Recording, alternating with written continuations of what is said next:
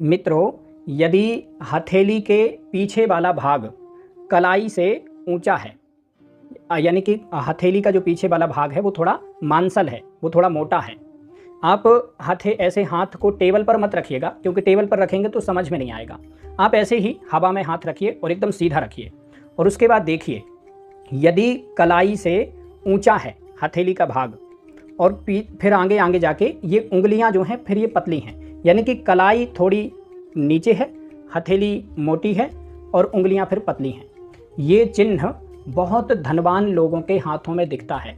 ऐसे लोग बहुत धनवान होते हैं और सुखी जीवन व्यतीत करने वाले होते हैं।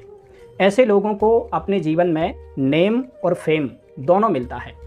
ये लोग धनवान तो होते ही हैं, साथ ही इन लोगों की प्रशंसा बहुत होती है, तारीफ बहुत होती है। ऐसे लोग जहाँ भी जाते हैं वहीं पर नाम कमाते हैं, जहाँ भी रहते हैं वहाँ पर तारीफ बटोरते हैं।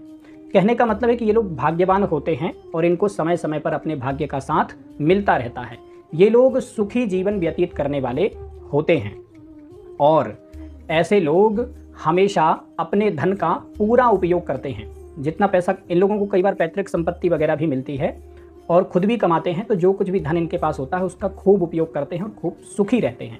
बहुत अमीर लोगों के हाथ में ही ऐसा चिन्ह दिखता है। साथ ही यदि किसी व्यक्ति की कलाई हथेली से बराबर हो, आप ऐसे टेबल पर रख करके मत देखिएगा, आप ऐसे ही हवा में हाथ रख के देखिए, कलाई और हथेली का जो पीछे वाला भाग है वो एकदम बराबर है और उंगलियां भी बराबर हैं, तो फिर ऐसे लोगों के जीवन में बहुत ज़्यादा उन्नति तो नहीं होती है, बहुत ज़्यादा तरक्की नहीं होती है, लेकिन हाँ, ऐसे लोग ठीक ठाक सामान्य जीवन बिताते हैं। बहुत ज़्यादा लग्जरी लाइफ तो नहीं जीते, लेकिन हाँ, ठीक ठाक जीवन जीते हैं और जितना ये लोग सोचते हैं उतना कर लेते हैं। लेकिन बहुत ज़्यादा उन्नति या फिर बहुत ज़्यादा धन वगैरह नहीं होता है, ठीक ठाक धन होता है। लेकिन यदि किसी व्यक्ति की हथेली का जो भाग है वो कलाई से थोड़ा नीचे हो, कलाई से थोड़ा नीचे हो, आप ऐसे टेबल पर रख करके मत देखिए, आप ऐसे ही हवा में रख के देखिए हाथ, कलाई का जो भाग है पीछे, कलाई का जो भाग है वो ऊंचा हो और हथेली के जो पीछे वाला भाग है वो थोड़ा नीचा हो और उस पर ऐसे नसें दिख रही हों, और साथ ही ये जो उंगलियों की हड्डियां हैं ये भी एकदम बराबर दिख रही हों ऐसे करने पर भी, यानी कि मांसल ना हो, थोड़ा सा ऐसे पतला हो हाथ, एकदम हथेली का पीछे वाला भाग पतला हो एकदम, तो ऐसे लोग आजीवन बहुत मेहनत करते हैं और इनको अपनी मेहनत की अपेक्षा बहुत ज़्यादा सफलता नहीं मिल पाती है। यानी कि ये लोग जितनी मेहनत करते हैं उतना सफल नहीं हो पाते हैं।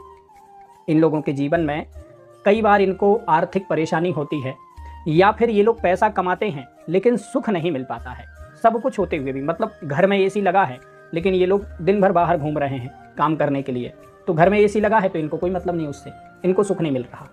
या फिर ये लोग गांव में गाड़ी बंगला घर सब कुछ बना देंगे और शहर में आकर के किराए के घर में रहने लगेंगे।